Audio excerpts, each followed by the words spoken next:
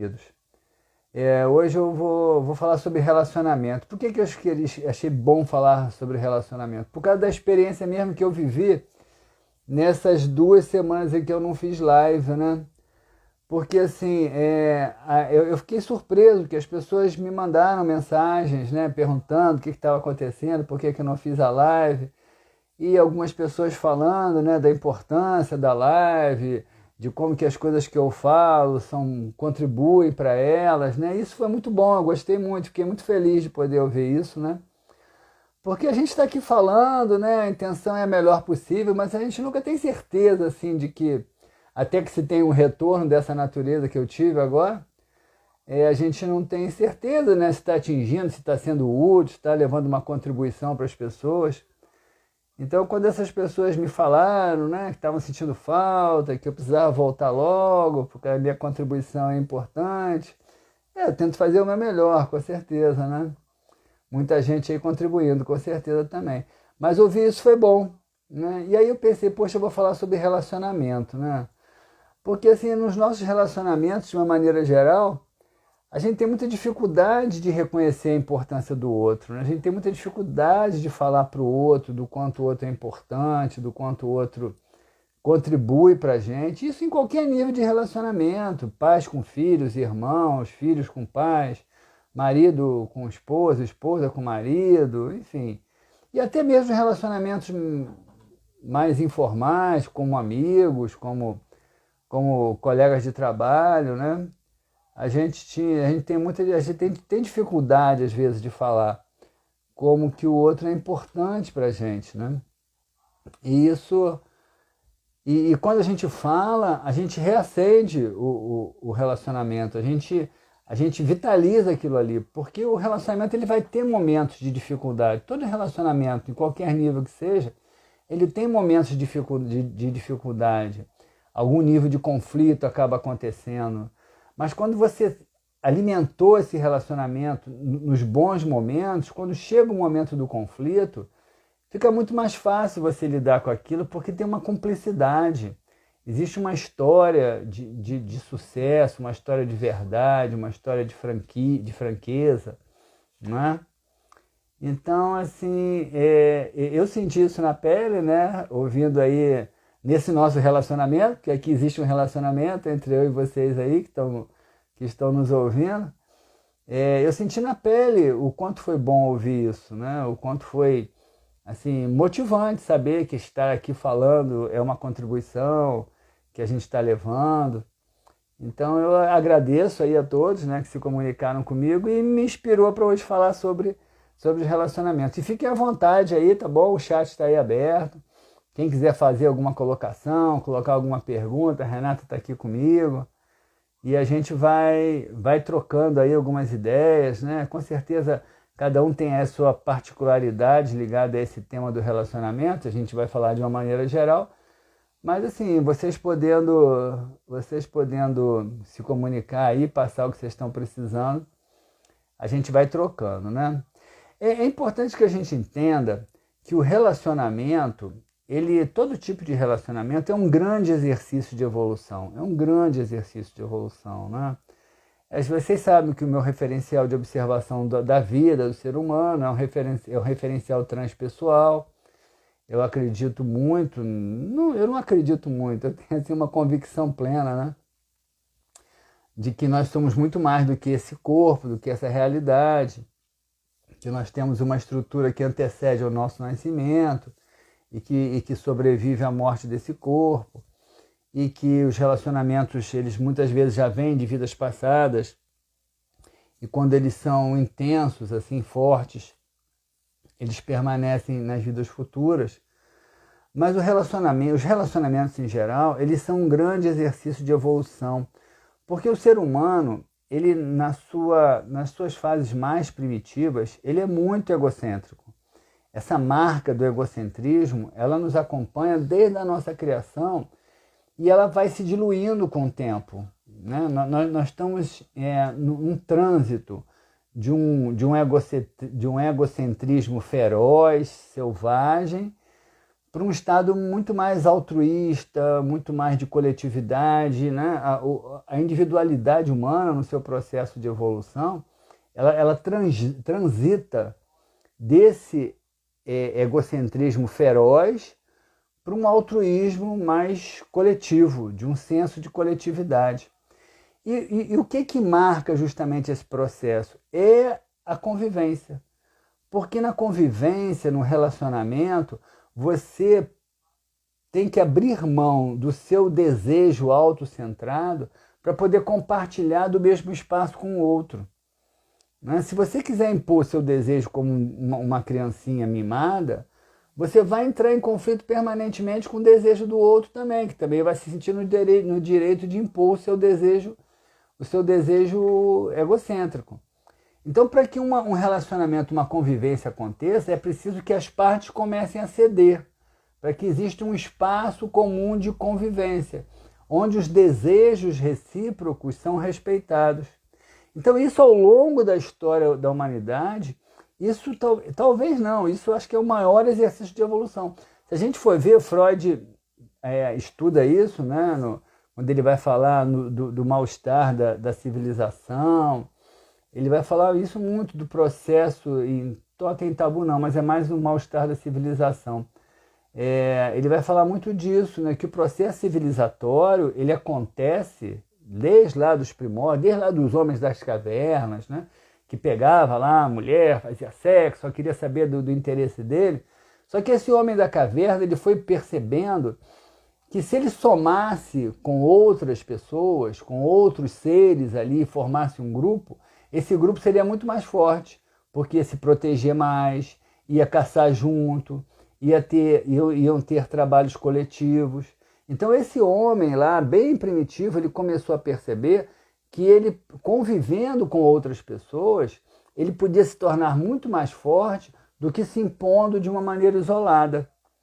E só que ele se deu conta que para conviver com outras pessoas, e a própria vivência fez isso, que para conviver com outras pessoas ele precisava ceder um pouco, de abrir mão do seu desejo para que o desejo do outro também fosse respeitado. Então o processo civilizatório, desde os primórdios lá dos primeiros homens, Homo sapiens sapiens, lá, desde a época do Neandertal, até hoje, esse processo civilizatório é justamente uma evolução dessa equação, da nossa capacidade de ceder em função do conjunto, do todo, em função do espaço que o outro precisa, mas também, claro, fazer valer uma parte do seu desejo.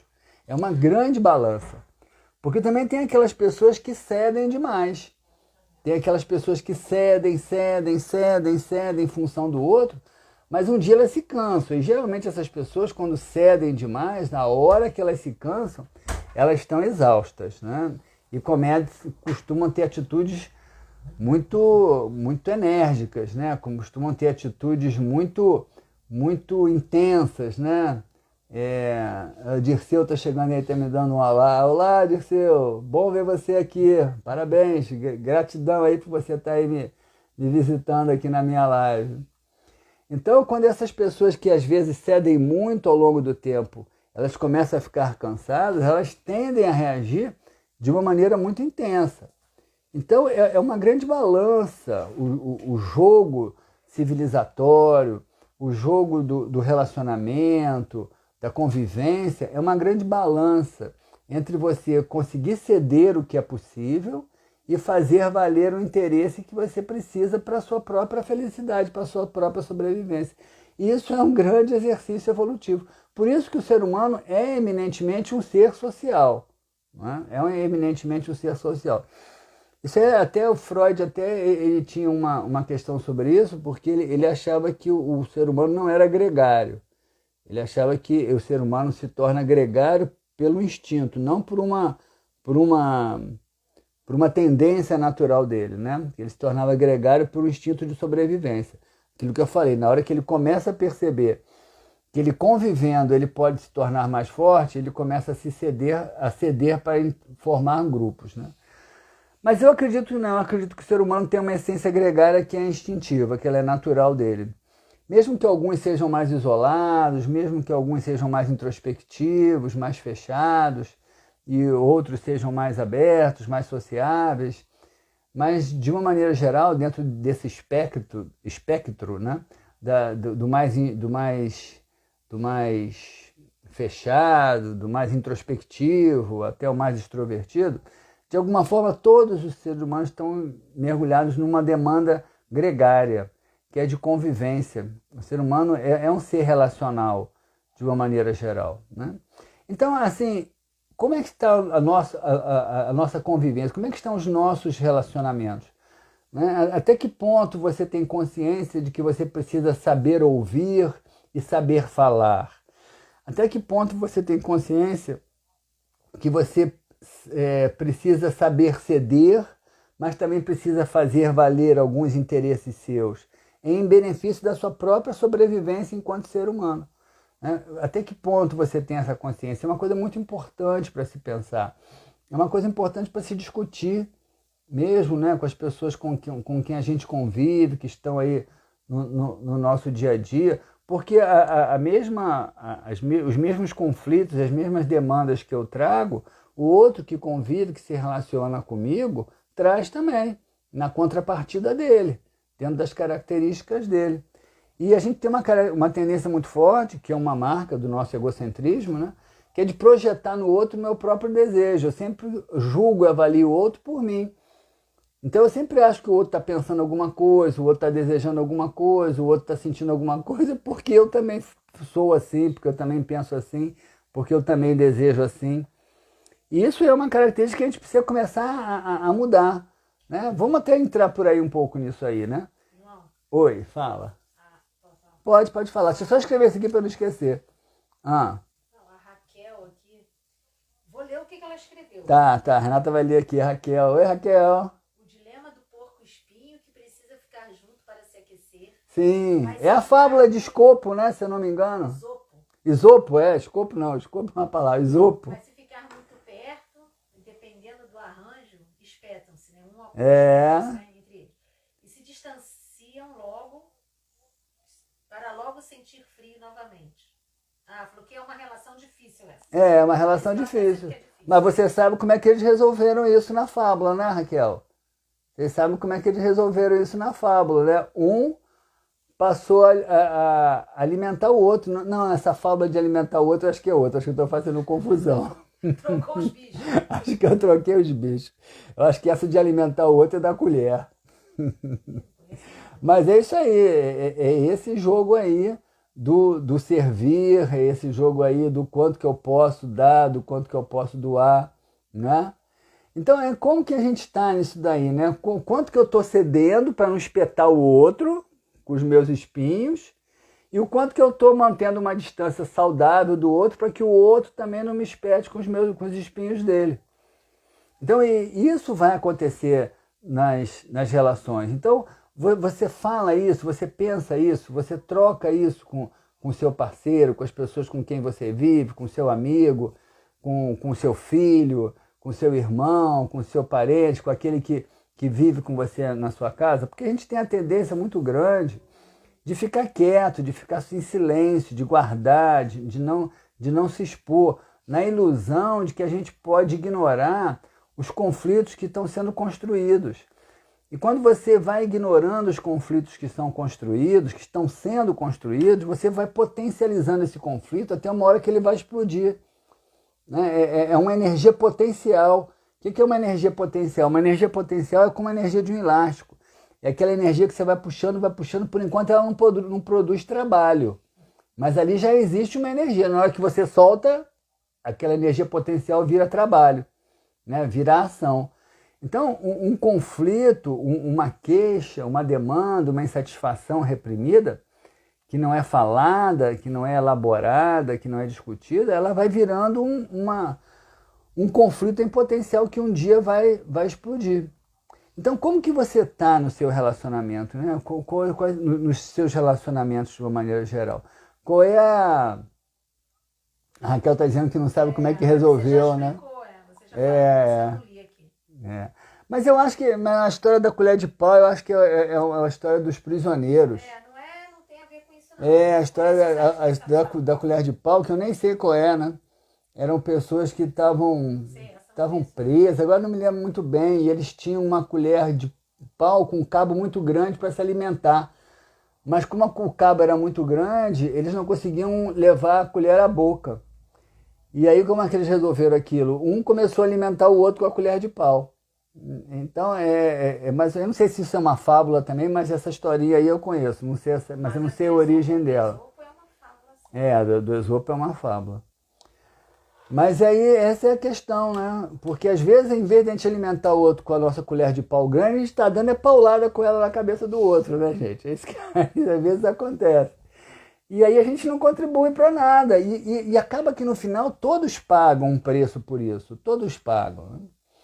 E aí vem esses desafios, assim, né? Como que você está lidando com a sua relação? Uma questão muito interessante que eu acho, né, é a questão do cuidado, do pensamento do cuidado. Aliás, quem me introduziu na ideia do cuidado pela primeira vez foi Leonardo Boff, com um livro muito interessante que ele tem, que é Pedagogia do Cuidado. Aliás, eu compartilhei com todo mundo aí no Facebook, no Instagram, uma live que o Leonardo Boff fez semana passada, eu acho. Quinta-feira passada agora, né? Fantástica, foi maravilhosa. Eu acho que ela não está gravada, foi uma live... Não ficou gravada, né? Mas eu compartilhei. Quem teve a oportunidade de ver se banqueteou ali com aquela sabedoria, né? Ele já está com uma idadezinha avançada, mas a sabedoria só, né, não para de crescer.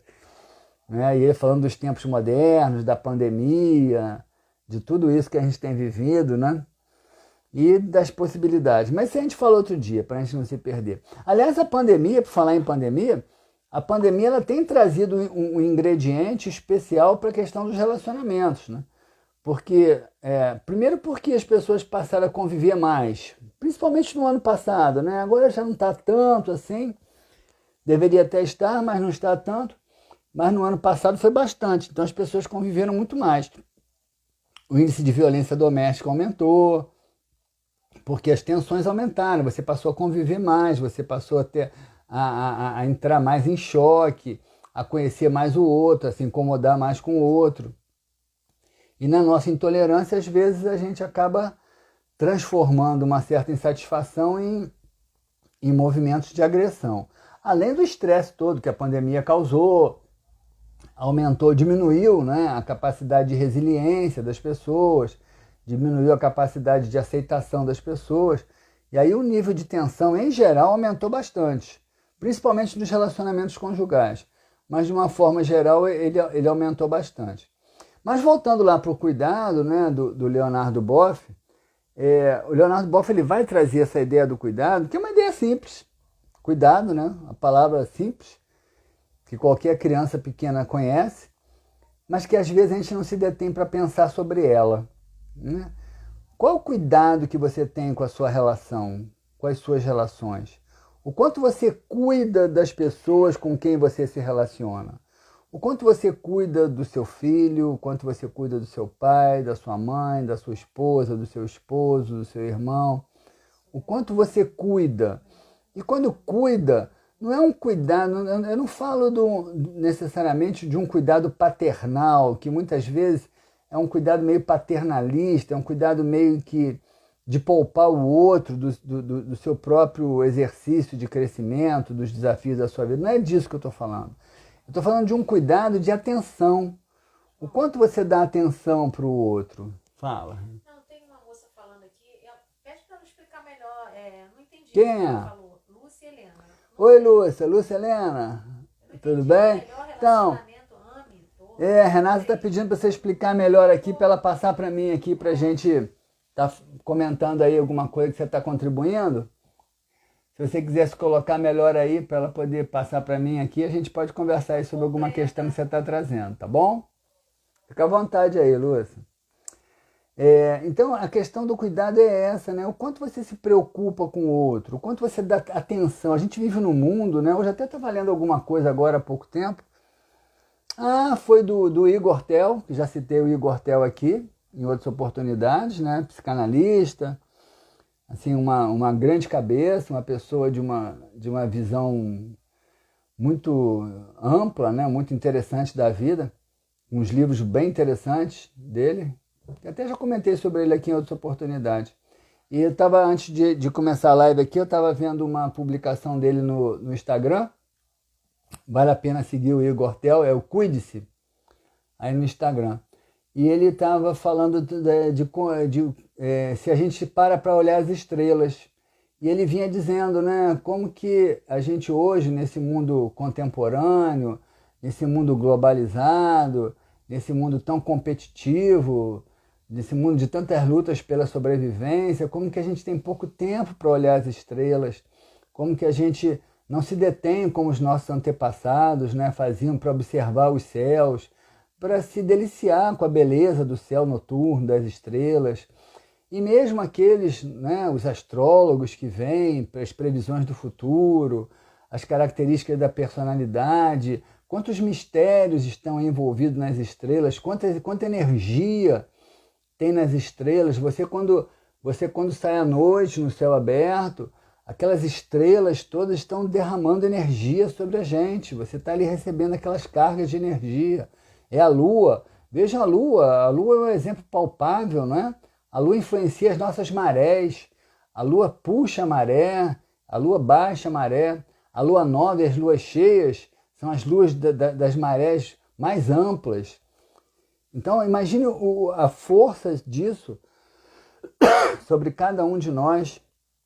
E a gente, nesse nosso mundo tão competitivo, tão agitado, de tanta correria, é muito difícil parar para olhar os céus. Eu paro. Eu, de vez em quando, estou lá fora, dando uma olhadinha nas estrelas, observando Marte, observando Vênus, observando Júpiter, observando Saturno, observando a Lua. E vale a pena. Às vezes, uma estrela cadente que passa. Há um tempo atrás, discos voadores já vi também. Mas isso eu falo outro dia, né? Mas por que eu estou falando disso, né? Que por conta dessa correria, às vezes a gente esquece de ter cuidado, de dar atenção àquelas pessoas que estão com a gente. A gente está tão afobado com as nossas demandas que a gente não para ouvir, não para falar, não para cuidar, não para perguntar como que o outro está se sentindo. E é aquilo que eu falei hoje no começo. Isso pode parecer que não seja tão importante, mas é. Porque em algum momento vai haver um nível de conflito. Toda relação ela vai um dia ser marcada por algum nível de conflito, porque são desejos individuais que estão se entrechocando num espaço social de convivência. Então, por mais que a gente consiga ter uma equação aí de CD, em algum momento esses desejos vão se entrechocar. Em alguns mais, com muita frequência, em outros menos, não é? Com menos frequência. A Jaqueline está dizendo aqui que até no nascimento dos bebês, né? Queria que ela falasse sobre isso. Mas a Lua influencia. Não, a Lua facilita. A Lua faz com que muitos nascimentos aconteçam, né? Tá chegando a hora ali, dá uma lua cheia, nasce. Está falando sobre a Lua. Pois é. Então, às vezes a gente não para dar essa atenção no outro. É porque tem que fazer o trabalho, quer ver a série, quer ver o filme, tem que olhar o Instagram, tem que passar o Zap, tem que estar atualizado com as notícias do Facebook, tem que falar mal do político daqui, do político dali, tem que se posicionar aqui. E aí você acaba não parando para valorizar o que é muito importante. Eu não vou dizer nem se é mais ou menos importante do que você está inserido no seu mundo social, mas é muito importante para as pessoas com quem convivem com você. Então, a Lúcia, a Lucelena explicou aqui. Fala. Ela está dizendo que é sobre a fábula. Vocês escutam a Renata daí, quando ela está falando aqui? Depois me dá um retorno aí, para não precisar ficar repetindo o que ela fala. Fala, Ela Renata. falou que o melhor relacionamento não é aquele que une pessoas perfeitas, mas aquele onde cada um aprende a conviver um com os defeitos do outro e a valorizar as qualidades dela. É isso aí, Lúcia, com certeza. Não existe relacionamento perfeito, não existe. Sim, né, Jaqueline? Obrigado pelo retorno, Jaqueline. Sim, não existe relacionamento perfeito. Não existe o Disney, né, com as fábulas dele lá, com os desenhos, os contos dele, que nos encantaram a todos, mas ele trouxe uma ideia que a gente tem que assim, a gente tem que cair na real. Não existe aquele conto de fadas ali maravilhoso do príncipe encantado com a princesa virgem ali esperando por ele. Não existe. Não existe isso, né? Todo príncipe vira sapo um dia, né? Então, e a princesa também. A princesa vira o quê? Princesa virgem não vai encontrar. A princesa Perrata falou que princesa virgem não vai encontrar mais mesmo. Mas alguém botou alguma coisa aqui na caixinha de perguntas, só que eu não sei ver a caixinha de perguntas. Depois eu vejo e respondo para quem botou, tá bom? Mas se quiser botar no chat, bota no chat que eu já respondo agora. Senão eu vejo depois. Mas o Disney criou essa fantasia, né, de relacionamentos perfeitos. E como a Lúcia falou, não existe. E a gente tem que aprender a lidar com isso. Mas para que a gente possa viver... E a Jaqueline tem um príncipe aí, né? É o Mauro, né? A Renata tá falando, a Renata tem um príncipe também, olha só, que bom, viu? É isso aí que tem que ser dito. Quem era. A minha princesa, eu sei que sou eu sou Pretencioso, hein? Não, eu sei, você me fala, você é a minha princesa, com certeza. Mas então, gente, é isso, né? E não é só para a esposa, para o marido, é para o filho, para o irmão. Você diz para o seu filho que te ama, você diz para o seu pai, para a sua mãe que você os ama, né? Como que eles são importantes para você. Isso é o cuidado. Isso é o cuidado, é atenção.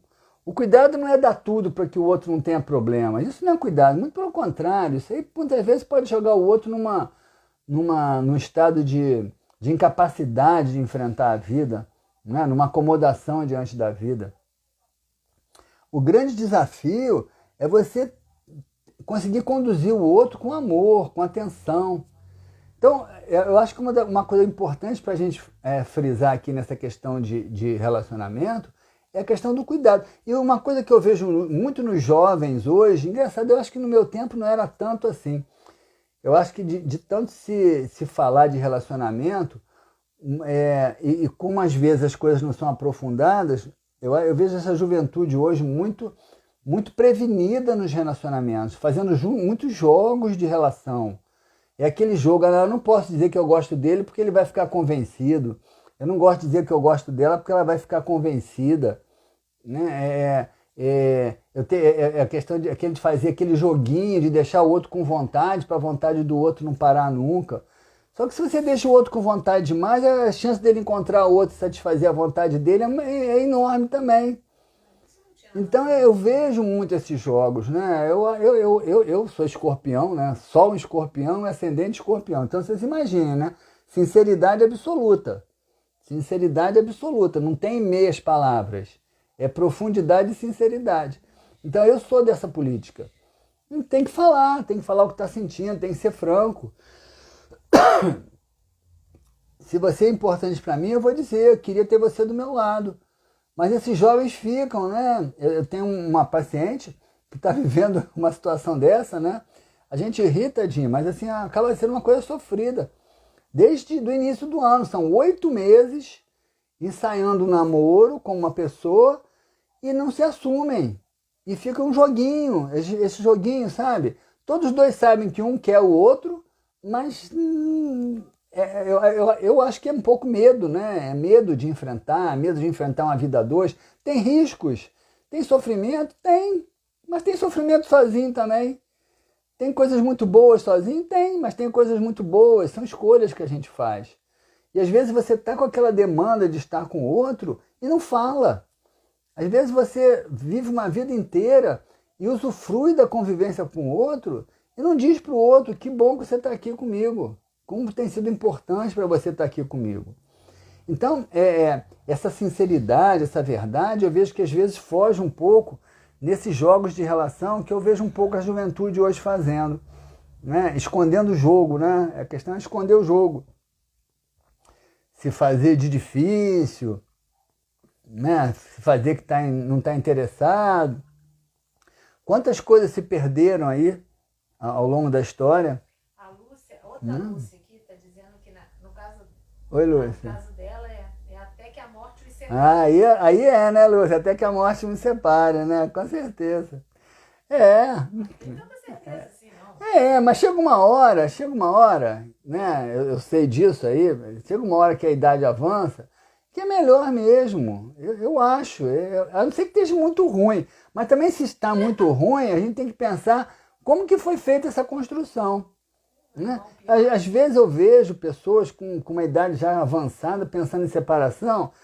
É claro que dentro do meu trabalho, a minha função é ouvir, tentar ajudar a pessoa a pensar a história dela. Mas eu sempre tenho a tendência de achar que não é um bom negócio, principalmente depois de uma idade mais avançada. A não ser quando a relação é muito ruim. Aí tudo bem. Mas eu ainda acho que depois de uma certa idade é melhor alimentar. Como é que eu posso melhorar a minha relação? Porque já tem uma história, já tem uma vida, já tem um projeto que está avançado, né? Indo para uma fase de conclusão. E às vezes você vai querer começar alguma coisa nova ali e a chance de não dar certo é grande. Né? Eu não acho que a gente tem que ficar acomodado, né? Sem modificar aquilo que a gente tem vontade de modificar. Não acho isso, também não acho isso não. Esse meu lado de escorpião é muito isso, é de transformação. Mas de ter sabedoria, de ter maturidade para perceber o quanto eu posso ganhar e o quanto eu posso perder, né? O quanto é possível trabalhar nessa relação. Porque se uma relação chega depois de muitos e muitos anos e ela se torna tão ruim assim, é porque não houve um cuidado, né? Porque em algum momento ela começou. Em algum momento ela começou. Quando ela começou, a tendência natural é que houvesse expectativas de sucesso nessa relação. É muito difícil alguém, eu sei que acontece, tá? Mas é muito difícil alguém começar uma relação com uma pessoa se não tiver assim, uma expectativa de que aquilo vai dar certo, que aquilo vai ser bom. Ninguém começa um relacionamento querendo que aquilo dê errado, que todos os dois sofram bastante. Ninguém vai assim.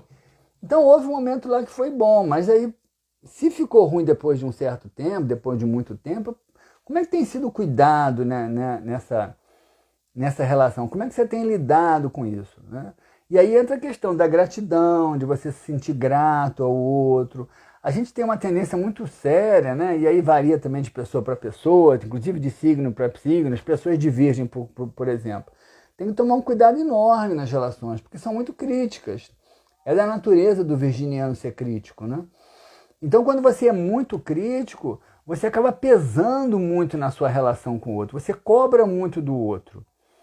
Então, você pode ser crítico algumas vezes? Pode, até ser saudável. Você até ajuda o outro a pensar. Mas se você é sempre, você acaba incomodando, cansando o outro. Mas ao invés de ser sempre crítico, você já parou para agradecer as coisas boas que o outro traz para você? Você vê essa questão da projeção, por exemplo. Está falando muito de relacionamentos conjugais. Mas, por exemplo, a relação de pais com filhos. É muito comum os pais projetarem nos filhos as suas expectativas, os seus desejos não realizados. E aí, quando o filho começa a querer ter autonomia, claro, é um outro ser, ele quer viver a vida dele, ele quer realizar os projetos dele, ele tem as aspirações dele, ele tem a personalidade dele, e nem sempre o filho está disposto a seguir, a acolher aquela projeção do seu pai ou da sua mãe. Aí o pai se sente magoado, se sente abandonado, se sente rejeitado.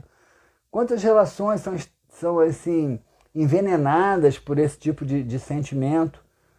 Porque a pessoa esperava que o outro acolhesse uma expectativa dele, a pessoa esperava que o filho acolhesse uma expectativa dele. E a gente fica pensando, será que isso é amor? Será que isso é amor pelo filho ou é amor por si próprio? É querer se ver realizar na vida do seu filho. E a realização do seu filho? Fica para quando? Então, muito cuidado aí, né, os pais que estão aí me ouvindo, muito cuidado com isso, com essas projeções, com essas expectativas. Muito cuidado, pensem muito nisso. E a gente às vezes faz isso de uma maneira muito silenciosa, né? A gente vai encaminhando ali, meio sem perceber, começa encaminhando no esporte que você praticou, começa encaminhando na linha literária. Claro que você tem que apresentar o mundo ao seu filho, né? Vai lá, apresenta o seu filho para o esporte. É esse que você gosta? Vai apresentar. Mas o dia que ele disser para você, não quero mais esse esporte, quero aquele, respeita. Respeita, ele precisa ser respeitado. É claro que você vai apresentar uma linha lá literária para o seu filho, que você gostou de ler, que te ajudou a construir quem você é hoje como ser pensante. Vai, apresenta para o seu filho, mas a hora que ele disser para você, não, eu gosto mais de ler isso, respeita, estimula ele aqui, que ele leia. Mas que ele leia alguma coisa que ele goste, ótimo. É isso aí, esse é o jogo. Não é deixar de lado, ah não, eu vou deixar meu filho de lado, que ele que vai descobrir o caminho dele. Também não é isso. Porque tem que haver um encaminhamento, uma orientação, uma apresentação do mundo. Mas essa apresentação do mundo ela não pode ser coercitiva, a ponto de aprisionar aquela personalidade ao modelo que é seu, que talvez ele não queira viver dentro dele. Entendeu? E muitos de nós somos vítimas disso. Aliás, até sugiro a vocês que façam uma autorreflexão. Muitas pessoas são infelizes porque, de alguma forma, por uma necessidade de corresponder à expectativa dos seus pais, elas acolheram esse aprisionamento da projeção dos seus pais sobre ela, né? E fizeram da vida deles aquilo que os seus pais esperavam deles. E não se tornaram pessoas felizes, porque não encontraram os próprios caminhos, não encontraram os próprios caminhos de realização. Então, até nesse sentido, vamos falar um pouquinho agora de assertividade, né? Ser sincero com o outro é muito importante. É preciso que o seu filho tenha liberdade para dizer para você o que ele está pensando. É preciso que você tenha liberdade de dizer para sua esposa, para o seu marido, o que você está pensando. E é preciso que você diga. É comum, isso acontece. Pessoas que me procuram, é mais comum até mulheres, pacientes mulheres, né? Que me procuram e dizem assim, meu marido, eu estou casado há 20 anos, ele não liga para mim, ele está sempre só com os amigos dele, ele sai para ir para o futebol. E aí eu costumo perguntar, você disse isso para ele ao longo desses 20 anos, que você não gosta disso? Não queria evitar problema. Queria evitar problema, mas destruiu o casamento.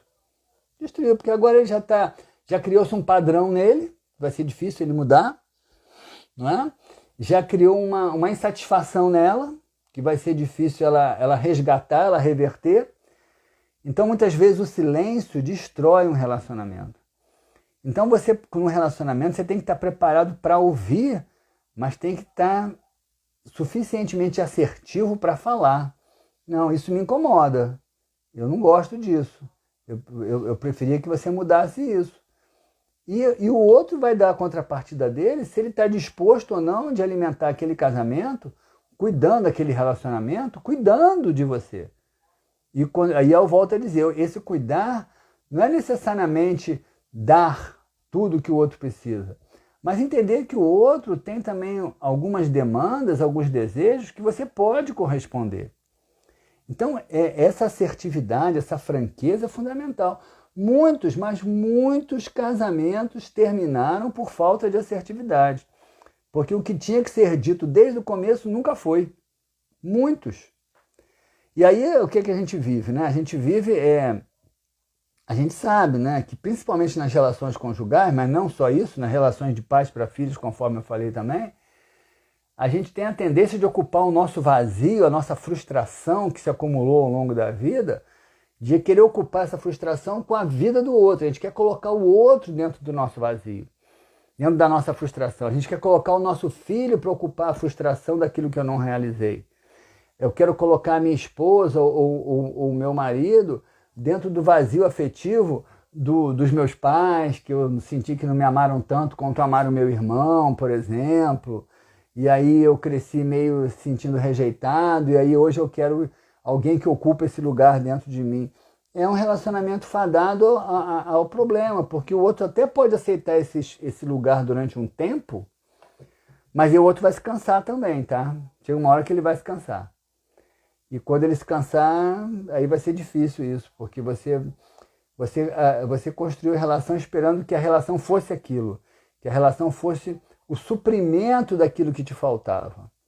E a relação não é essa. Essa história de cara metade, essa história de, como é que é? Metade da laranja, alma gêmea, tampa da panela, você não conhecia não.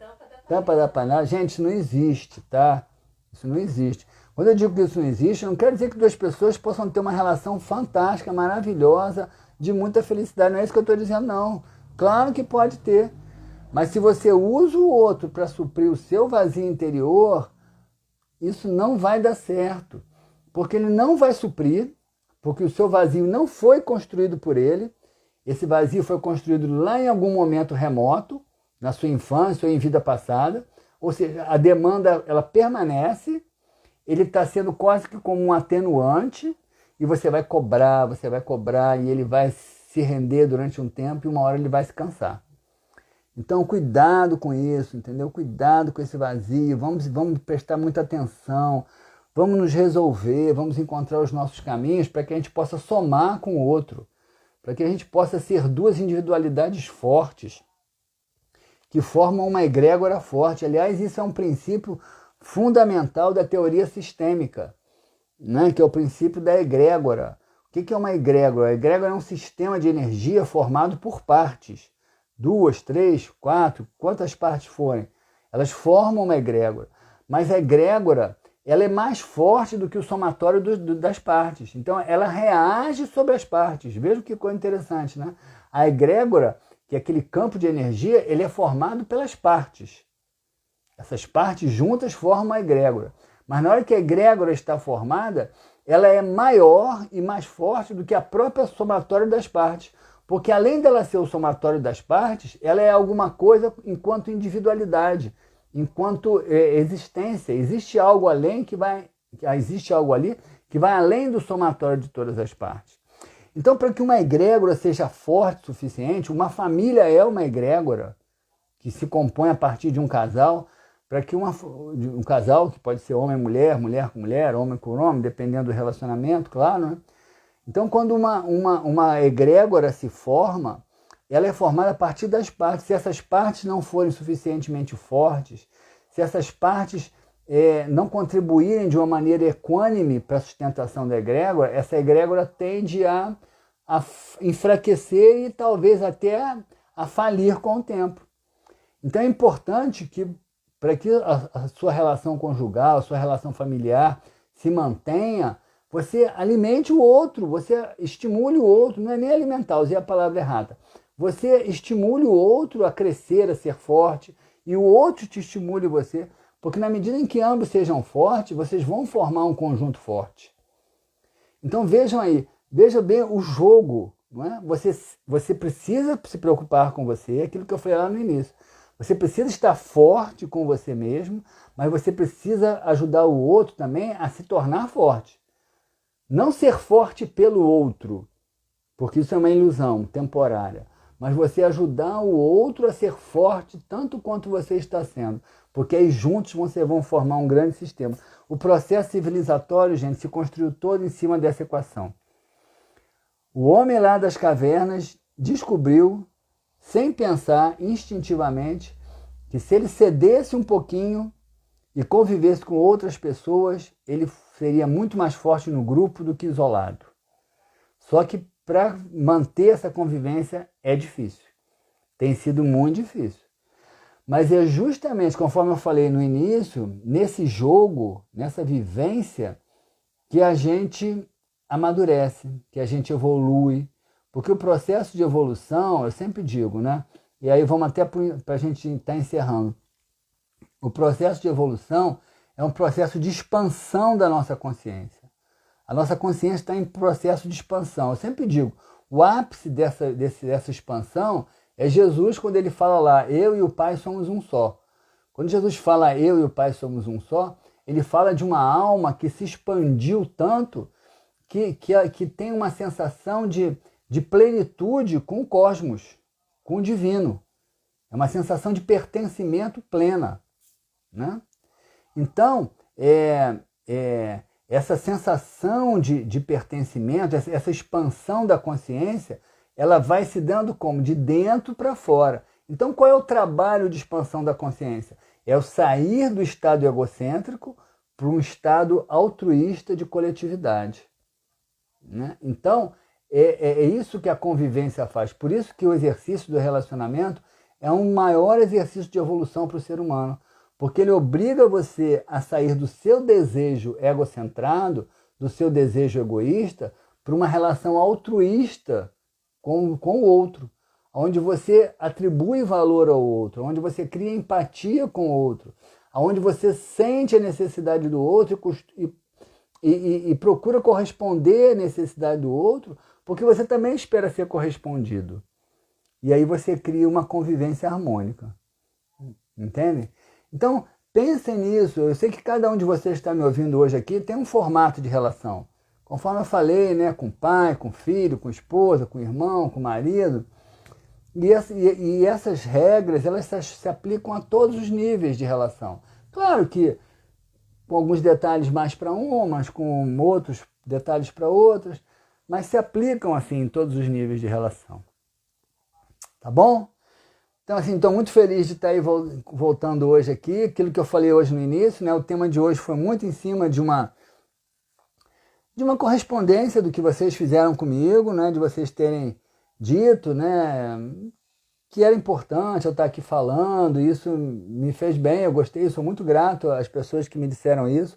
Isso reforça, assim, o comprometimento com o trabalho, a sensação de que a gente está realmente produzindo alguma coisa que é útil para as pessoas. E foi muito bom. Eu quero que vocês saibam que foi muito bom vocês terem dito isso. E espero que vocês digam isso para todas as pessoas que são importantes na vida de vocês. Porque vocês vão fazer com que essas pessoas correspondam também a vocês, como eu estou correspondendo hoje aqui. Tá bom? Quem quiser ver aí, ou passar para alguém que queira ver, vai estar lá no IGTV. Tá? Eu já passo direto, saio daqui, já passo direto pro IGTV, e ao longo da semana, e no seu dia exatamente, eu vou, porque aí eu dou uma editadazinha, vai estar lá no meu canal do YouTube, tá bom? João Carvalho, psicanalista. Tá bom? Gratidão a todos, aí um grande abraço, semana que vem a gente se vê, semana que vem nós vamos falar então sobre os conteúdos reprimidos. Tá bom? Beijo, Jaqueline. Vamos falar isso. Beijo a todos. Beijo, Jaqueline. Beijo a todos aí. Gratidão a todos. Até a próxima. Abraço, Dirceu. Tchau. Tchau, Lúcia. Tchau.